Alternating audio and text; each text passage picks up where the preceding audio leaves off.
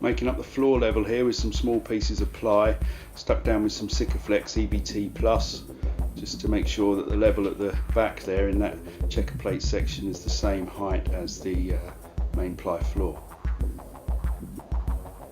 Cutting some pieces of 12mm exterior ply just to lay over the existing ply floor so we can sandwich some insulation between the two.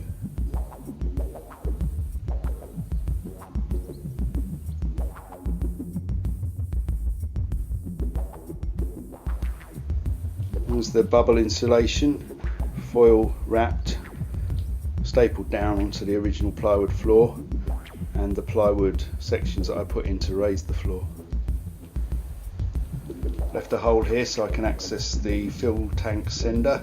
Just need to make sure to cut a hole in the new ply floor that actually comes to the same place as that one. Just put the riser board on there, insulated on the wheel arch. Got the insulation between the battens on the floor, so we can now start to screw the floor down.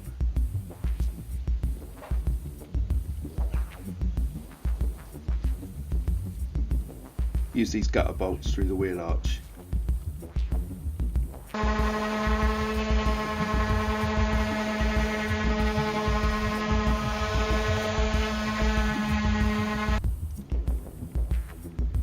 There's the floor, pre-varnish, nice and clean.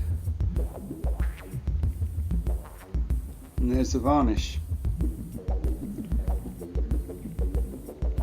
I think the Waco fridge is going to go somewhere around about there. That's the kitchen area.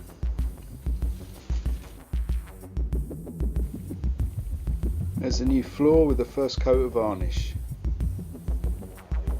Decided to varnish this top of the bed again with exterior varnish because there's a few drips from the roller shutters and I don't want it to damage that.